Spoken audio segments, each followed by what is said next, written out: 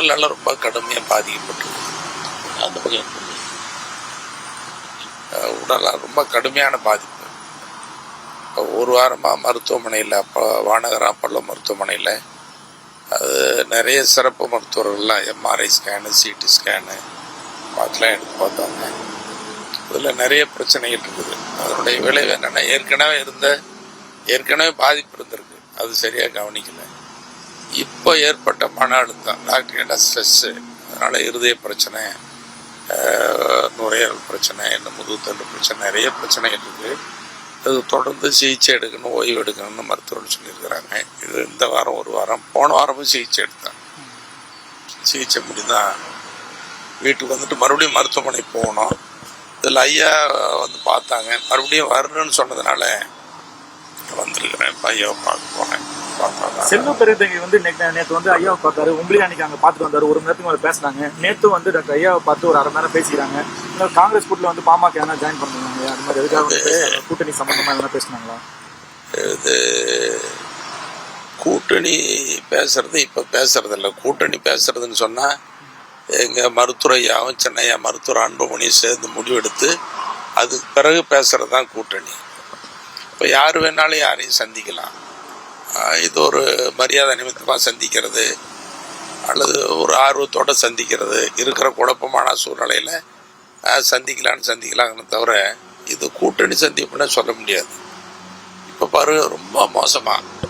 இப்போது நான் மருத்துவமனையில் இருக்கிறேன். இந்த பிரச்சனையில் இப்போ இருவருக்கும் ஏற்பட்டிருக்கிற அந்த கருத்து மாறுபாடு, அது ஒரு சின்ன சறுக்கல், அது சரியாயிடுன்னு சொல்கிறோம். ஆனால் நீண்ட நாள் இழுத்துக்கிட்டே போகிறதுனால எனக்கெல்லாம் இருக்கிற மனவேதனை சொல்ல முடியாது. எனக்கு மட்டும் இல்லை, எங்கள் கட்சியில் இருக்கிற பொறுப்பாளர்கள், அடிமட்டத்தில் இருக்கிறவங்க எல்லாருக்கும் ஒவ்வொரு நாளைக்கும் இதுதான் பெரிய வேதனையாக இருக்குது. ரொம்ப வேதனைப்படும் பொருளாக இன்றைக்கி எல்லோரும் வேதனை எடுக்கிறான். இதிலேருந்து மீண்டு வரணுங்கிறது தான் எங்கள் ஆசை. ஆனால் இதுக்கு இடையில் ஜிகே மணி கூட்டணி பேசுகிறான், அப்புறம் ஒரு கட்சி அந்த கட்சி கூட கூட்டணி சேர போகிறான், அந்த கட்சியில் சேர போகிறான். இப்படிலாம் 45 வருஷமாக உழைக்கிற, உண்மையாக இருக்கிற, விசுவாசமாக இருக்கிற, மனசாட்சியோடு நடக்கிற என்ன கொச்சப்படுத்துறது, கேவலப்படுத்துறது ஒரு திட்டமிட்ட மோசடியாக இருக்குது. இது ரொம்ப வேதனை அளிக்கிறதா தான் நம்ம பார்க்குறோம். செல்வ பெருந்தகை வந்து பாஜக போதுன்னா அந்த இடம் வந்து சுவாகா தான் அப்படின்ற மாதிரி சொல்லிடுறாங்க. அதே மாதிரி அன்புமணி இயக்கிறதும் ஒரு பின்னாடியிலேருந்து பாஜக தான் இயக்குதுன்ற ஒரு கருத்தும் இருக்குது இல்லையா? நீங்கள் எப்படி பார்க்குறீங்க? இல்லை, உங்களுக்குள்ளே பேசிக்கிறாங்க, சொல்லிக்கிறாங்க, அவங்க கூட்டணி அதை பற்றி பேசுகிறாங்க.